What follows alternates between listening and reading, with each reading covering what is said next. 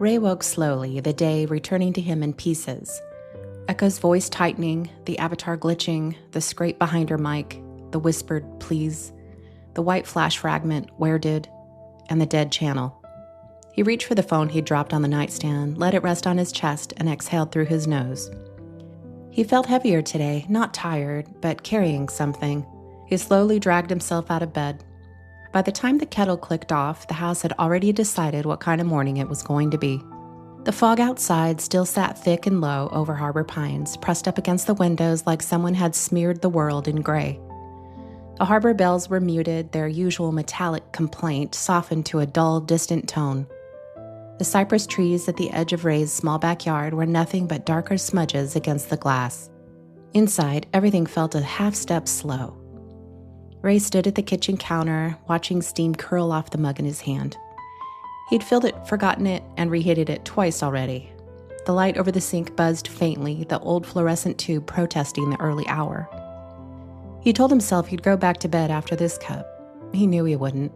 His laptop sat open on the table behind him, screen dimmed but not asleep, paused on a single, overworked image. Echo's last frame before everything had gone dark. He'd been looking at it so long the afterimage appeared behind his eyelids whenever he blinked. He took the coffee to the table, set it down, and sank into the chair with a small, involuntary sound. His back didn't like the mornings any more than the rest of him did. The cursor blinked patiently in one corner of the screen. The still frame waited in the other. He tapped the trackpad. The player controls reappeared. The timestamp at the bottom read 01:23:19. He stared at the bottom left quadrant of the image, the part his brain had started to treat like the only thing that mattered. Echo's desk. Her model visible above it, lantern glow behind, the soft tilt of her head, the general arrangement he knew almost too well now. And under the desk, that. It didn't even deserve the dignity of being called a shape. It was more absence than presence, a patch of darkness at the edge of the frame, the kind of visual noise most people would never see, never notice, never think to question. Except he couldn't unsee it. He scrubbed backwards 2 seconds, watched again, the flicker to white, the split-second flash of the strange error, the way everything cut out. He had rewound that sequence so many times that the timeline row looked worn, as if a physical groove had been carved into the digital bar. He took a slow breath and dragged the playhead back another few frames. From here, Echo looked fine, calm. Her avatar's eyes were soft, the lighting smooth. Nothing to suggest that fewer than 2 seconds later, the world would go dark. He tapped a 0 key, nudging the clip frame by frame. In one moment, the space under the desk was just normal shadow, smooth and expected. Next frame was deeper, narrower, a line that bent wrong. He hit the key again. The frame flashed white, error gone. "Come on," he muttered. "Come on, come on." He tapped back to the last good frame and zoomed in until the pixels broke into a mosaic. The darkness under the desk resolved into blocky squares of brown and black and something almost blue. The image was too compressed to be decisive, but his gut didn't care about compression. His gut simply insisted that wasn't there before. A gull shrieked outside, cutting across the distant hush of the harbor. It sounded annoyed that the day wasn't behaving correctly. Ray smiled humorlessly at the thought and took a sip from his mug. The coffee was already heading toward lukewarm. It wouldn't be easy to chalk this up to sleeplessness, to admit he'd fixated on the wrong thing, to tell himself that one glitchy frame doesn't matter. But he kept hearing that breath. He flipped to another tab where the waveform from the end of the stream sat waiting. Even zoomed out, the breath spike was visible, sharp, sudden, not where it should be. He let the sound play through the speakers at low volume. Echo's voice, that calm, worn, soft tone he'd fallen asleep to more than once. Her last line, then breath, scrape, bow, blackout. He closed his eyes. That's where everyone else was working now, he knew, on the breath. The scrape, the rig offsets, the spectrograms. That was where the forum had gone almost immediately after someone named Northbridge from Prague had opened it. Technical anomalies, audio spikes, drift and compression. Good, they should. But his mind wouldn't leave that frame alone. He flipped back to the browser and opened the thread. The site's whiteness felt harsh in the morning light, bare, almost antiseptic. No branding, no avatars, just timestamps and text. Names and cities lined up against UTC, all of them chasing that same sliver of time. He scrolled to the bottom, the cursor blinked in the reply field. His fingers hovered over the keyboard. He wasn't the kind of person who usually jumped into threads. He lurked mostly, read, absorbed, carried bits of other people's analysis around in his head like borrowed tools. Posting meant committing, and committing meant inviting argument, and he had neither the energy nor the desire to debate strangers about things they hadn't seen live. But this didn't feel like theory. It felt like remembrance. His hands moved before he finished talking himself out of it. Ray E. been rewatching the flicker frame. At 0123, bottom left corner of her desk. Looks like a shadow under it? Could be compression, just looks wrong. He read it twice. Good enough. He hit post. The page refreshed, his words slotting into the thread's narrow column. Seeing Harbor Pines in the location line gave him a brief, odd jolt, as if he'd pinned his tiny town to the map of the whole world. He refreshed again, more out of pointless hope than expectation. Nothing new yet. He went back to the clip. In the corner of the screen, the time on his laptop read 7:11 a.m. The house still felt half asleep. The only other sound was the refrigerator cycling on and off, a low mechanical breath in the background. He pinched the image under the desk and dragged. Zooming into the pixels turned into a geometry lesson. The darker patch resolved into something slightly angular, more like a narrow vertical notch than a pool. If it had been a single shadow, it would have feathered at the edges. This looked sharper. He sat back.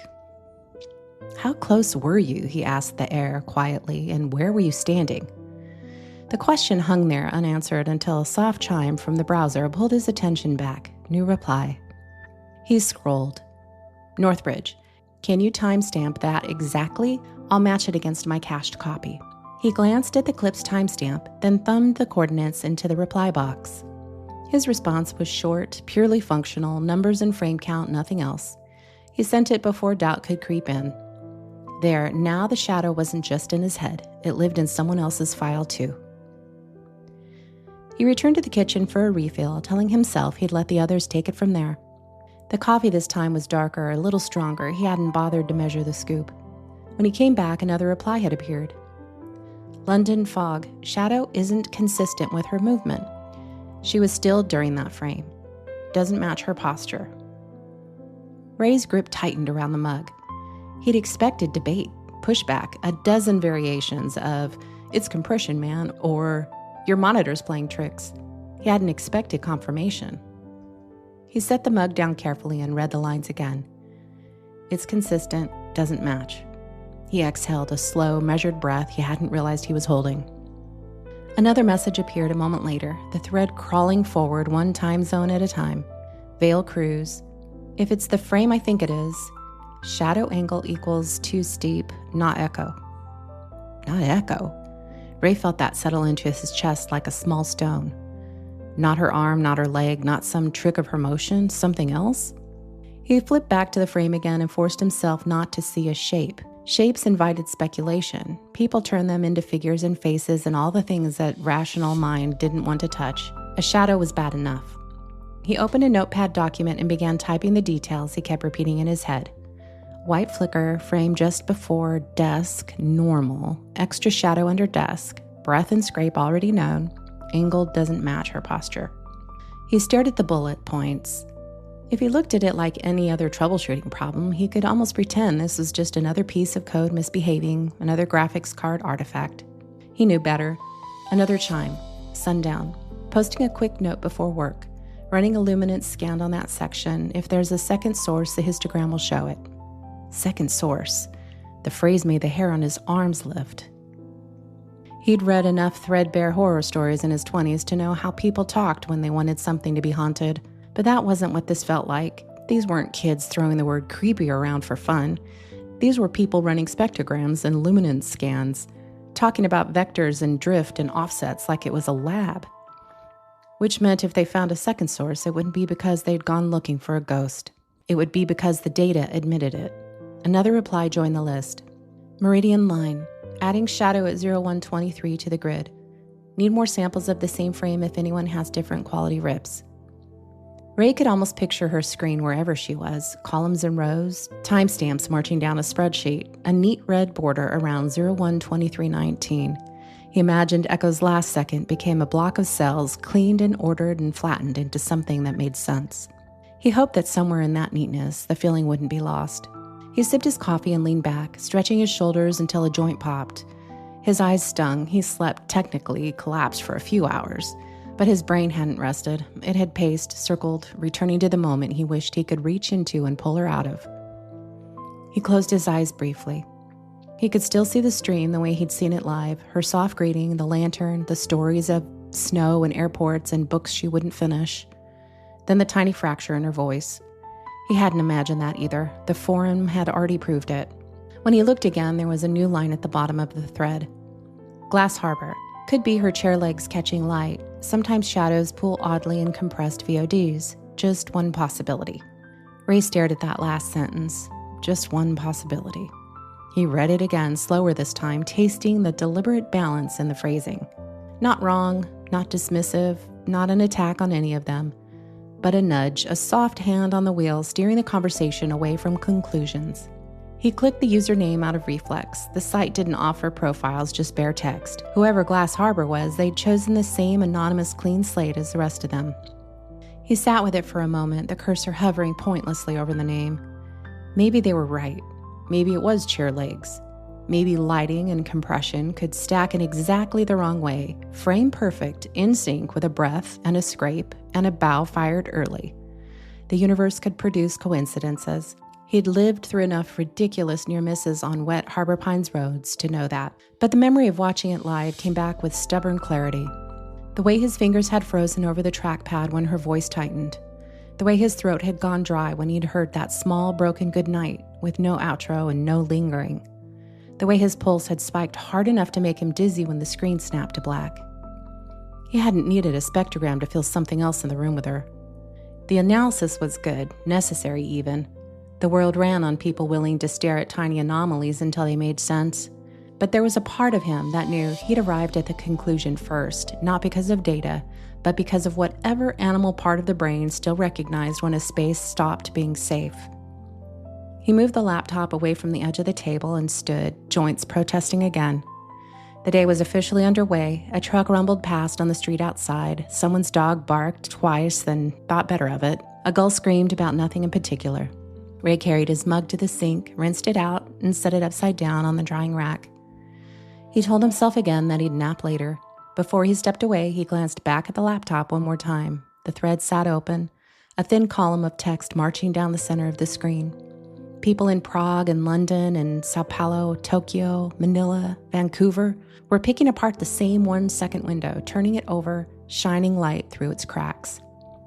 The replies would keep coming. More charts, more grids, more overlays, more one possibilities. He didn't type anything else. There was nothing left to add that wouldn't sound either hysterical or redundant. Instead, he closed the browser tab over the thread, leaving the player window up, the timeline still parked at that broken moment. He stood there a second longer, fingers resting on the edge of the table. Something moved under the desk. The thought rose again, unbidden, clear as if someone had spoken it. He didn't have proof, not yet.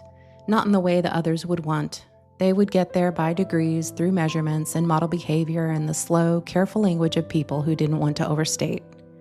But he'd been there when it happened. He heard the breath and felt his own body go rigid before the bow even started. He picked up the laptop, closed it gently, and carried it into the living room. The recliner was still pulled at an angle from the night before, a blanket half slid to the floor. He set the computer on the side table and straightened the blanket with a small, distracted motion. Outside, the fog was finally starting to thin at the edges, patches of pale sky pushing through over the harbor. Inside, everything felt the same as it had 12 hours earlier, quiet, ordinary, unchanged. But Ray knew better. Something had been in that frame that didn't belong there, a shadow where there shouldn't have been one.